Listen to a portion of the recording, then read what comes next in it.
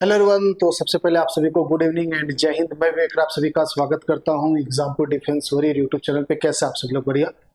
तो इस वीडियो के अंदर हम लोग बात करने जा रहे हैं कि सिलेक्शन प्रोसेस क्या होने वाला है नेवी एसएसआर एमआर 0-2025, 01-2026 और 02-2026 को लेके। तीन तीन वैकेंसी, जी हाँ, नोटिफिकेशन आ चुका, आप लोगों को पता होगा। तीनों वैकेंसी का नोटिफिकेशन कहते हैं, कैलेंडर आपका जारी हो चुका। थोड़ा सा सिलेक्शन प्रोसेस में हल्का सा चेंज है, हालांकि आपके उसके कोई इम्पैक्ट नहीं डालेगा। जो तैयारी करते हैं आप उसी तरीके से करेंगे, लेकिन हाँ, इनके अंदर जो सिस्टम का सिलेक्शन प्रोसेस वो थोड़ा सा चेंज किया। हमारे ऊपर कोई बदलाव उसका ज्यादा नहीं आएगा। ठीक है, तो समझते हैं।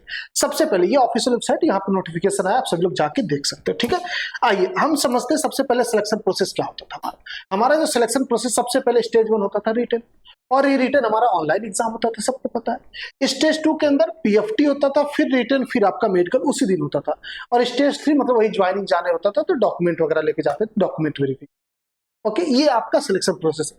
अभी भी हमें इसी से गुजरना, लेकिन लेकिन लेकिन अब यहाँ पे क्या है ना, कि आपको बार बार स्टेज 1 नहीं देना, एक ही बार बस देना।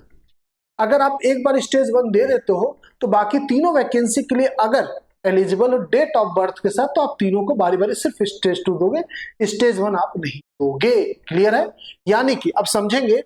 रिटन सबसे पहले मैं इनका बता दूं, ऑफिशियल पहले इनको दिखा देता हूं, फिर मैं अपने तरीके से समझा दूंगा हर एक पॉइंट को। ठीक है, ये ऑफिशियल है। यहाँ पे इन्होंने बता दिया भैया, स्टेज 1 आपका कब है, 02-2025 ये लिखा है इन्होंने। ठीक है, 02-2025, 01-2026 और 02-2026, इन सभी वैकेंसी को लेके इन्होंने बोला स्टेज 1 एक ही लूंगा मैं। ठीक है, बारी बारी आपको नहीं लेंगे। ठीक है, ये कब है? मई 25, 2025 मई में, यानी 15-20 मई के बीच में आप सोच सकते हो। ओके, अब स्टेज 2 दो रहेगा, उनका सबका अलग अलग होगा। 02-2025 का अलग होता है, 01-26 का अलग, 02-26 का अलग। ऐसा क्यों? देखो, वैसे भी आप लोगों को पता है या नहीं पता, तो याद होगा आपको। जो स्टेज 1 होता है ना रिटन, वो बेसिकली सिर्फ क्वालिफाइंग इन नेचर होता है। वो एक तरीके से कट ऑफ सेट करता है, वो शॉर्ट लिस्टिंग के काम आता है। आपको याद है अग्निवीर जब नया नया बिल्कुल लगा था, तो ये जो एडमिट कार्ड परसेंटेज पिलाते थे, बोलते थे 50% में हम लेंगे, और 90%, 95% वालों का एडमिट कार्ड आ रहा, बाकी किसी का नहीं आ रहा। फिर कोर्ट में केस गया, कोर्ट ने बोला कि भैया 50% लिखे एलिजिबिलिटी, फिर हम 90% पे एडमिट कार्ड क्यों ले रहे हो? तो इन्होंने कहा चलो हम स्टेज 1 एक एग्जाम लेते हैं, जो कि सिर्फ आपको एलिजिबिलिटी के काम आएगा कि आप योग्य हो कि नहीं स्टेज 2 के लिए। जो भी काम है वो स्टेज 2 ही सेलेक्ट करता है, चाहे फिजिकल हो, रिटन हो। जो फाइनल कटअप भी बनता है ना, वो हमारे स्टेज 2 के नंबर पे बनता है, स्टेज 1 पे नहीं बनता है। ये सिर्फ क्वालिफाइंग था। तो अगर ये क्वालिफाइंग ही था, इससे इनको कोई लेना देना नहीं, इससे सिलेक्शन नहीं लेते ये, तो इन्होंने कहा कि हम बार बार क्यों ले स्टेज 1, क्योंकि पैसे भी तो खर्च होते हैं एग्जाम लेने में, और अब जो एप्लीकेंट है वो भी कम है ऑलरेडी, पहले के मुकाबले देखा जाएगा। ऑनलाइन एग्जाम, अलग अलग आपको सिस्टम खरीदना पड़ता है, अलग अलग सेंटर बनाने पड़ते हैं। और जो स्टेज 1 है, ये इनके अपने अंदर में ही हो जाता है, अपने एरिया में होता है, अपने इनके ग्राउंड में होता है। तो इसमें इनका पैसा बच जाएगा और सिस्टम भी इनका शेड्यूल जाएगा। आपको याद होगा लास्ट 2 वैकेंसी इन्होंने मर्ज कर दी बार बार। उसका यही रीजन है, बहुत कम एप्लीकेंट, उतना बजट नहीं बन पा रहा था, और बहुत ज्यादा सेंटर फैलाना भी होता, पूरे ऑल इंडिया को कवर करते हैं, और छोटे छोटे शहरों में भी सेंटर देना पड़ जाता कई बार इनको। तो उस हिसाब से तो इन्होंने सही डिसीजन लिया, और बच्चों के लिए भी ठीक है कि आप दिन रात मेहनत करके एक बार स्टेज 1 बना लो अच्छा नंबर, बाकी सबको आपको सिर्फ फाइनल स्टेज 2 देना होगा। ठीक है, यही अब की बार बहुत बड़ा चेंज है, बहुत बड़ा चेंज है। इसको पॉजिटिव नजर से भी देख सकते हैं, निगेटिव नजर से। निगेटिव ये है कि मान लीजिए किसी बच्चे का किसी कारण से स्टेज 1 खराब हो गया, तो वो स्टेज 2 इन तीनों एग्जाम के लिए उसका बर्बाद एक तरीके से। क्योंकि अगर कम कट ऑफ आ गया, हालांकि इन तीनों का अलग कट ऑफ निकलेगा, हो सकता है इसका कट ऑफ आपका यूपी से निकल गया 40, हालांकि 30 के आसपास रहेगा, 35 निकल गया, और इसका निकल गया 29, तो आप एलिजिबल 25 निकल गया इसका। बट ऐसा कहूंगा नहीं मैं कि कम होता रहेगा, ठीक है, वो अलग अलग वेरी करेगा। तो कहने का मतलब है कि अगर आपका स्टेज 2 में नंबर कम है, तो हो सकता है आप इन सभी पे डिस्क्वालीफाइड हो जाए। और अगर स्टेज 1 में आपका नंबर खूब अच्छा है, फिर तो भाई साहब बल्ले बल्ले, हम तीनों के लिए क्वालिफाइड है। अब अपने को एक ही एग्जाम देना बार बार, स्टेज 2 वाला। ठीक है, तो ये पॉजिटिव और निगेटिव दोनों पॉइंट आप समझ सकते हो। ये हो गया क्लियर। आपको एग्जाम वगैरह दे रखे हैं कि कब कब होंगे। 2-25 का जुलाई में लेंगे, 01-26 का नवंबर दिसंबर 25 में लेंगे, और 02-26 का मई 2026 में लेंगे। ठीक है, ये तीनों आपको दे रखे हैं। अब हम बात करेंगे यहाँ पे जो सिलेक्शन प्रोसेस है, ये इसके लेके, ठीक है, जो रिटर्न होगा ये कैसे कैसे होता है, क्या क्या चीजें होती है, ठीक है।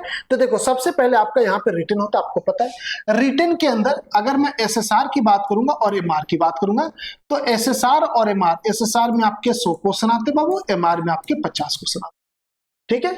मैं उनकी बात करूं, मेडिकल असिस्टेंट की बात करो, ठीक है, उसमें भी सेम है, 100 क्वेश्चन आएंगे। 100 क्वेश्चन आपके 25 जीके आ जाते हैं, 25 आपका इंग्लिश आ जाता है, 25 मैथ आ जाता है एसएसआर टेक्निकल वाले में, और जो वो मेडिकल वाला है जो परमानेंट वैकेंसी उसमें 25 बायोलॉजी आ जाता है, और जनरल साइंस 25, ठीक है, ये आ जाता है। एमआर में 25 में देखेंगे तो 13 आपका मैथ आ जाएगा, 12 आपका रीजनिंग बोल दो, साइंस बोल दो, और आपके पास 13 साइंस और रीजनिंग बोल दो, 15 के आसपास मैथ आ जाता, 12 के पास आपसे मैथ आ जाता, और 25 आपका जीके हो जाता, ठीक है। ये स्टेज 2 के अंदर आपका पीएफटी होगा, दौड़ भाग वगैरह होगा, क्या क्या होगा अभी मैं आगे बताऊंगा इसके अंदर।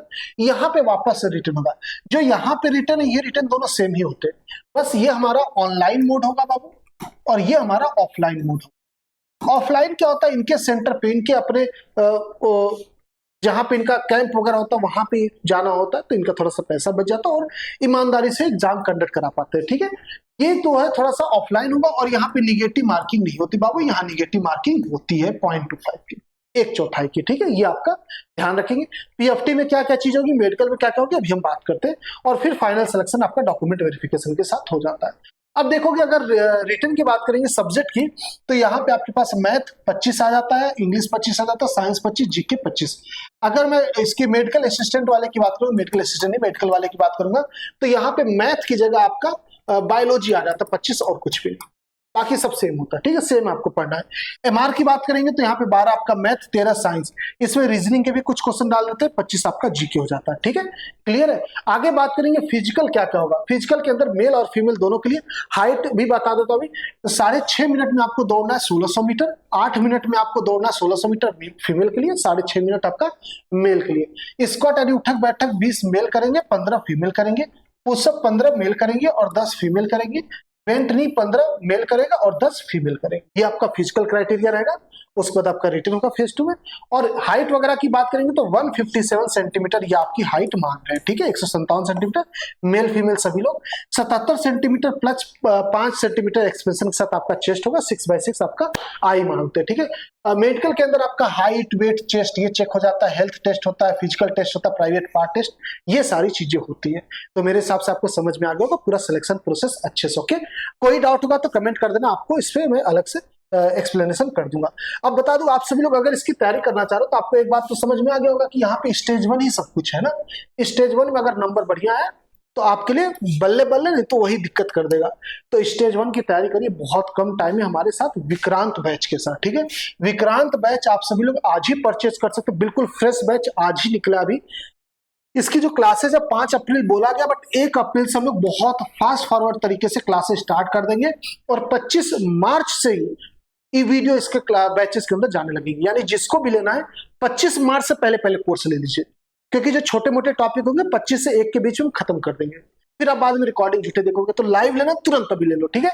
और ये जो प्राइस है 399, ये अभी सिर्फ और सिर्फ 31 मार्च के लिए, उसके बाद ये 699 हो जाएगा, ठीक है। तो जिसको भी परचेस करना फटाफट जाके अभी एग्जामपुर ऑफिशियल एप्लीकेशन से बैच परचेस कर लीजिए। बाइलिंगुअल हिंदी इंग्लिश दोनों पढ़ाया जाएगा आपको, और टाइम पे आपका सिलेबस कंप्लीट। सभी क्लासेस मैथ फिजिक्स की 2-2 3-3 घंटे, 3-3 घंटे क्लास मैथ फिजिक्स के लिए, 2 घंटे इंग्लिश, 2 घंटे जीके, जो 2 घंटे अरिथमेटिक में, 2 घंटे आपका साइंस। इस तरीके से आपका इसके अंदर बैच के अंदर क्लासेस चलने वाली है धुआंधार तरीके से। ओके, तो navy SSR-MR special Vikrant batch से जुड़िए। 399 के अंदर पूरा complete batch on time schedule complete, और यूट्यूब पे प्रैक्टिस के साथ। ओके, कुछ और इन्फॉर्मेशन चाहिए तो कमेंट कर देंगे, आपको जरूर बताने की कोशिश करूंगा। उम्मीद करता हूं आपको इन्फॉर्मेशन बढ़िया लगा होगा, सिलेक्शन प्रोसेस समझ में आ गया होगा, जो बदलाव हुआ आपका। मिलते ओके, और कुछ चेंजेस है मैं देखता हूँ, अगर होगा तो जरूर आप तक पहुंचाएंगे। आप लोग अपना ख्याल रखिए, अपने घर लोगों का ख्याल रखते हैं। मिलते विक्रांत बैच में। कल इसका टाइम टेबल मैं एप्लीकेशन पे आपको बताऊंगा। जिसको भी लेना परचेज जल्दी से 1-2 दिन के अंदर परचेज करो, तैयारी स्टार्ट करें, फालतू चीजों से दूर, मजा आ जाएगा, ठीक है। मैं कहता हूं नेवी में सिलेक्शन लेना, बस आओ सिलेक्शन लेके जाओ, ऐसा पढ़ाते हम लोग, ठीक है। मिलते, जय हिंद जय भारत।